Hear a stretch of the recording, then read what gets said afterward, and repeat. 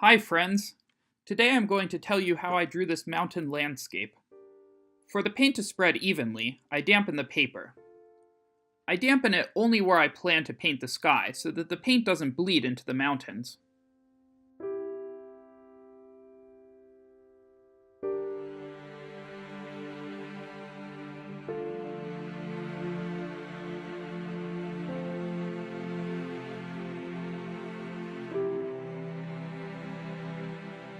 For the first layer in the mountains, I use the same color I'm using for the clouds, only with a dab of violet.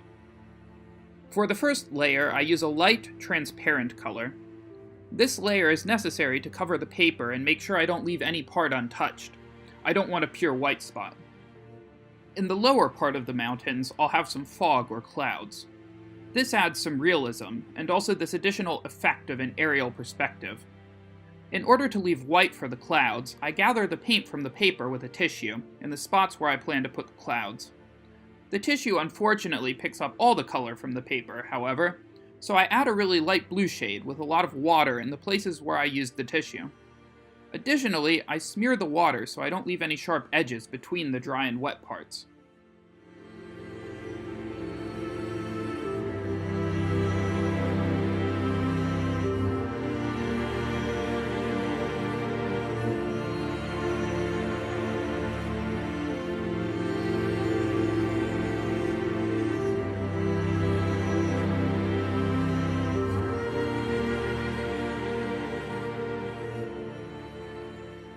I'm working my way step by step toward the front of the scene. The colors are becoming a bit brighter. I dampen the paper and start to throw some color on the grass. At this stage, it's important to remember the color. I add green, some darker blue tones, and some ochre. Grass is never just one color. In nature, we regularly come across dried up areas, or, at the other extreme, bright greens. And the shadows are typically colder tones. Next, I'll move on to the trees. To create a blur effect, I dampen the paper and simply put on the paint directly. The paint just spreads on its own, creating a blur effect. So the paint doesn't spread in all directions, I tilt the surface a bit. And so the trees aren't all the same, I add a few different hues. Moreover, I make some of these closer, so to speak, by adding more pigment. The more contrast there is in a tree, the closer it appears to the viewer.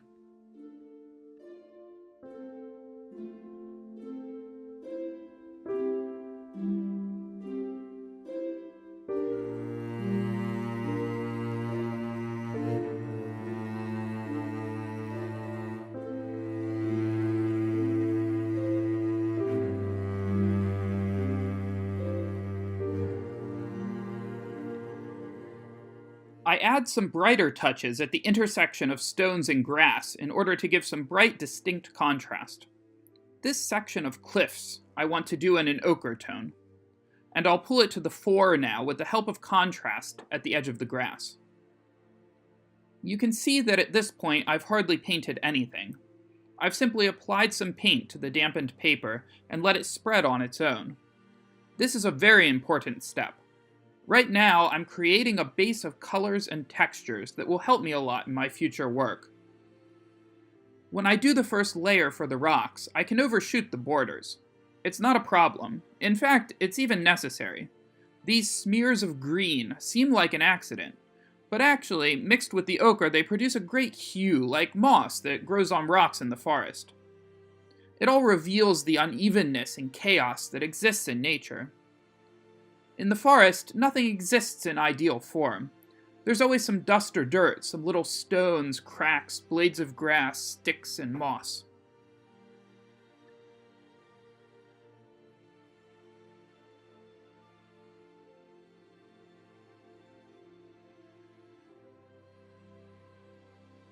When I finish the first layer and the paper dries, it's quite clear that the paint has blended sufficiently. This happens because the cotton paper soaks up part of the pigment. In my case, I'm using Arch's 185 GSM cold-pressed paper.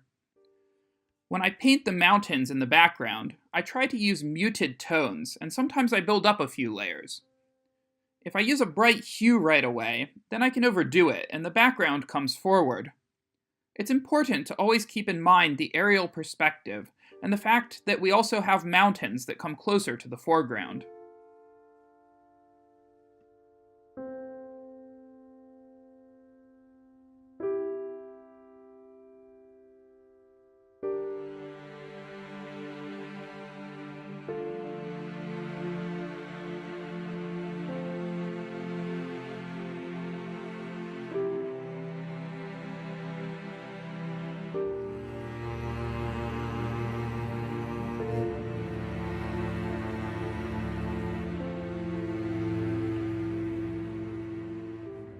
Bit by bit, I add more and more detail and use brighter and brighter hues in the foreground.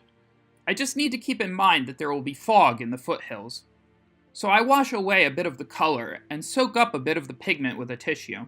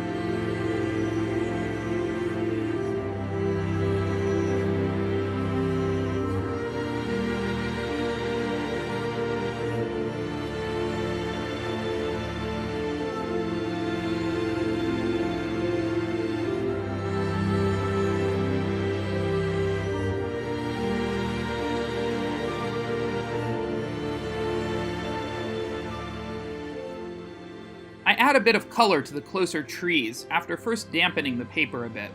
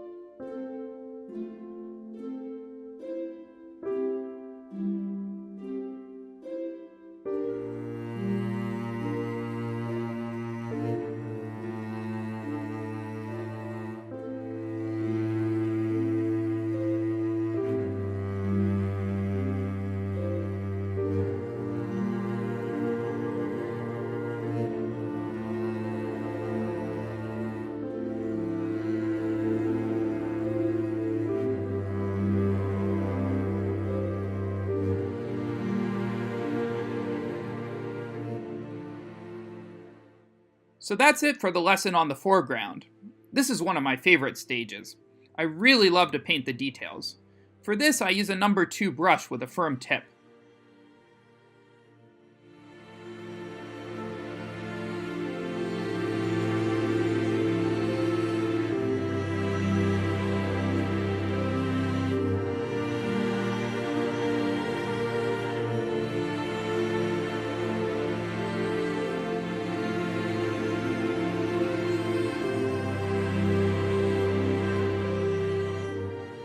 I have some type of sketch, but gradually I stop paying attention to it as I get immersed in the process. The main thing is to observe the basic form of the tree. Another important thing in this case is the color. Right now I see that I got carried away and have forgotten to add different tones. A bit later I'll notice this and fix it.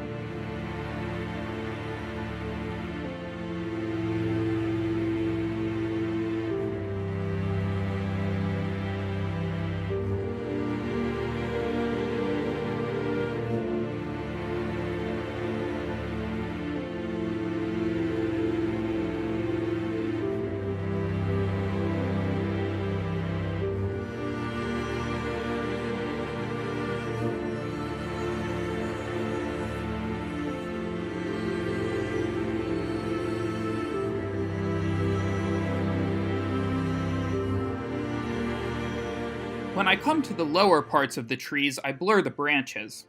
This is necessary so I can paint in the grass in the foreground. If I paint in clean-cut branches all the way to the ground, I won't be able to paint in beautiful grass because the sharp lines of the grass meeting the sharp lines of the branches will just create a mush. It's important to remember that we have a foreground with grass and rocks.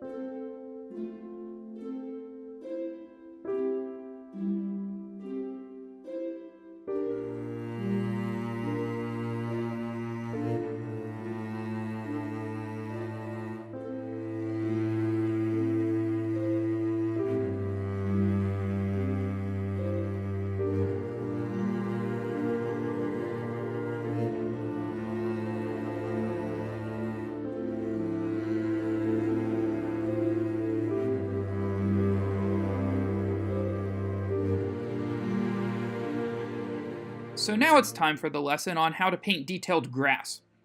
At this point, I can just relax and paint. When I paint grass, I do it layer by layer.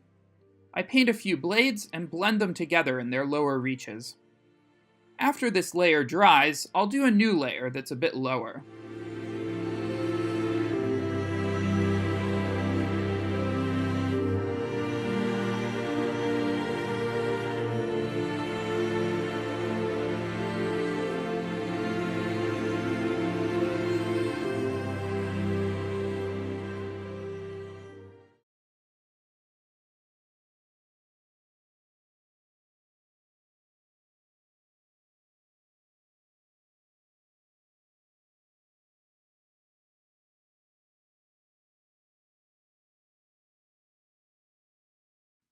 I've nearly finished this scene.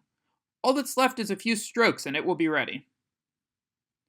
In this video, I tried to provide commentary where I thought it was important. I may have overlooked something and not explained thoroughly. I paid more attention to some parts of the process and less to others. If you have any questions, don't hesitate to ask in the comments. I'll try to answer as best I can. Don't forget to like this video and subscribe to my YouTube channel. Thanks for watching, and see you next time.